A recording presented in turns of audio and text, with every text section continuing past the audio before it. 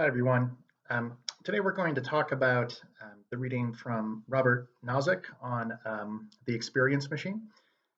So what you read was a selection from a book he wrote called Anarchy, State, and Utopia. Um, and it's a short section of that book that addresses the question of what makes life worth living. Right? So this falls under value theory. Um, it's not really ethics, right? Because it's not a question of what actions are right or wrong, but it is a question about value, right? It's a question about what makes life good, what makes it worth having. And one answer to that is what's known as hedonism. So hedonism comes from the Greek word hedone, which means pleasure. And hedonism is the view that pleasure is the only good thing in life. And that only is important. So it doesn't just say pleasure is one good thing, but it's the one and only good thing that anyone could have in their life. So that's a view that goes back to ancient Greece and probably earlier. We're going to look at philosopher Epicurus next time, who was an ancient hedonist, and it figures into an argument he has about why death is not a bad thing. But today we're looking at Nozick's thought experiment, this so-called experience machine that he imagines. And he uses to try and show that hedonism is not a plausible theory of what makes life good, that what makes life good has to be something else. So we'll run, first of all, through what the experience machine is, and then secondly, look at his sort of objection to it and some suggestions about, well, if it's not all about pleasure, then what does make life good? You know, what do we care about? What should we care about? All right, so the way the machine works, it's kind of like the Matrix movies, if you've seen those. So he imagines a machine that you could hook yourself up to that gives you any experience, right? Any set of experiences that you want. And it does this by manipulating your brain, right? To think that you're doing things that you're not really doing, but you still have the experience of doing them, all the same perceptions and feelings. So, so it's, you know, we don't have one of these, right? Maybe we could never build one, but you can at least imagine they'd have some fancy computer. They stick electrodes in your brain. You're floating in a tank, and the machine manipulates your brain to think that you're having all these experiences, and you can choose what you want. So if you want the experience of being the greatest athlete in the world, or a great musician, or whatever, you want to be rich or something like that for some reason, you can do it, and it's not real. But while it's happening, you think it's real, and you have all the same perceptions, feelings, experiences of somebody who really was the greatest athlete in the world, or whatever else you choose. The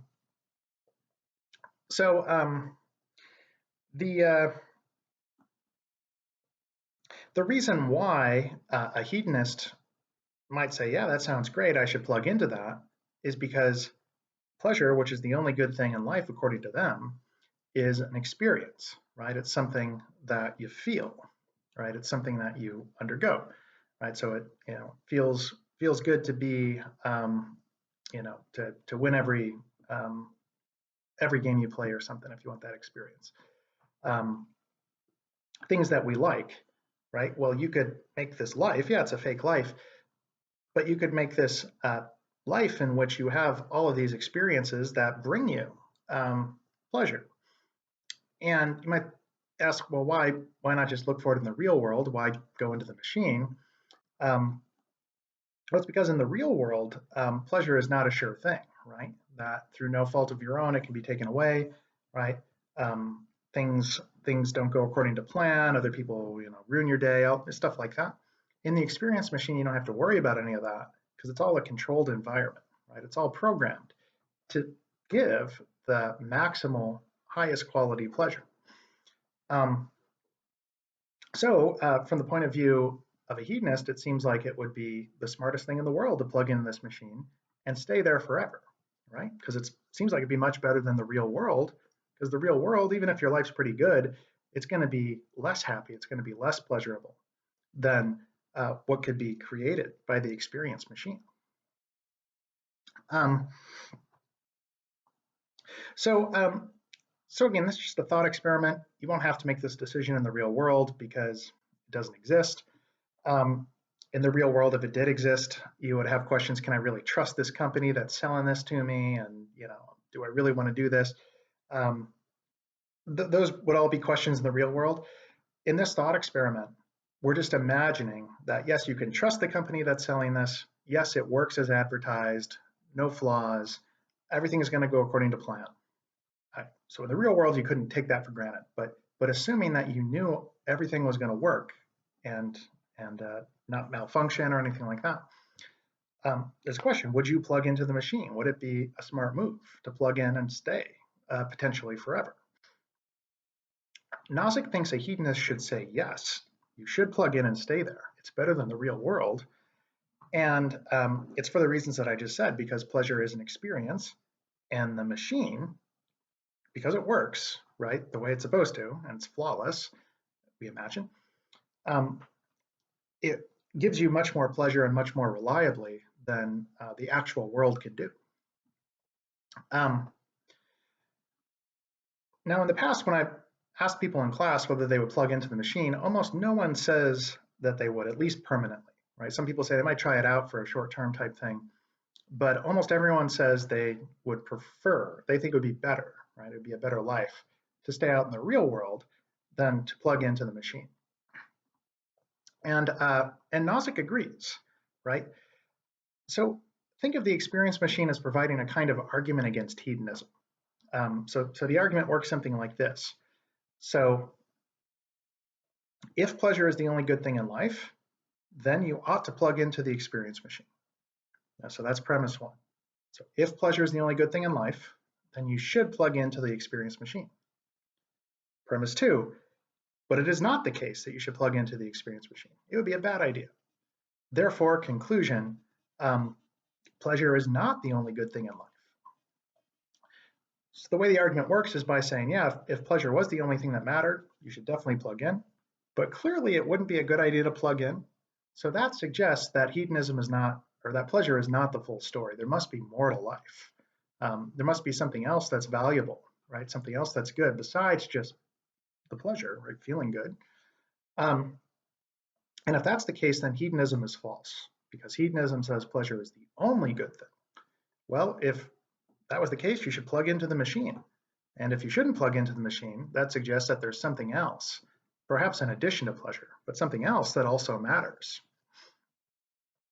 So the question then, of course, is, well, okay, what is that? If it's not pleasure / happiness, right? Feeling good, having good experiences. If that's not the only thing that matters, well, what else does, right? What else could possibly matter to us than, as Nozick says, the way things feel from our point of view? And remember, the experience machine can give you any sort of feeling you want, right? So from your point of view, it can give you everything. So Nozick mentions three things that the experience machine can't do, and that these three things are kind of suggestive maybe of what we should value in addition to pleasure. So one thing, the order doesn't matter, but I think this is the order he gives it in. The first thing is, Nozick says, we care about actually doing things, right? So we value doing real actions, doing actions, not just having the experience of doing an action. So in the machine, you're not really, this great athlete who's, hitting home runs all the time or whatever. You just think you are falsely, and you have the experience of doing it. Feels nice, but you're not really doing that, right? You're just floating around. So Nozick thinks, no, there's something good about real actions, actually doing things. Number two, he says, we want to be, and we value being, real persons, right? So we want to be a certain way. We want to have certain personalities and characteristics, that's valuable. And he says, in a sense, the person in the machine is not really a person anymore, right? That they've lost their personality. They're just a blob, right? It would be like somebody who just dreams forever and never wakes up. They might have nice dreams, um, but they're no longer really a person, right? They're not functioning anymore. Um, they don't interact with other people, for example. So they don't really have any characteristics that define them. And number three, and this might be the biggest one, Nozick says we value contact with reality. Um, so the person in the machine, they think that they're doing all these things and it feels good, so it brings them pleasure. They're really happy, but they're not actually doing any of that stuff in reality. They, in a sense, are not in the real world anymore. They're a simulated world. So if you value reality, if you think it's good to be in contact with the real world, then you don't want to plug into the experience machine because it can definitely never give you that, right? But there are a few things that we can sort of say or ask about these three things that Nozick mentions, right? So I'll go in reverse and ask the question, well, what's so great about reality? I think it's true, right, that we at least think that we want to be in contact with the real world. But why, right? So the mere fact that we like reality and we say we want that, that doesn't necessarily prove that reality is a good, valuable thing. What if the illusion, right, as you get in the experience machine or in a dream or something, why couldn't the illusion be better than the real thing? In other words, why prefer reality to illusions? Now, in many cases, we can see why.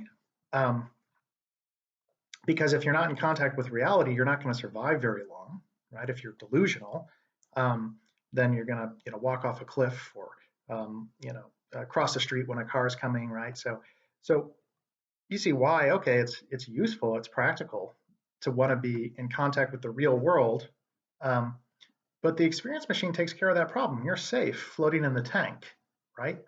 So in a context like that, the fact that you're not in contact with reality doesn't really matter for your safety anymore. You're safe. So in that case, why care about reality in and of itself? What's so good about it? There might be an answer to that, but it's a real question.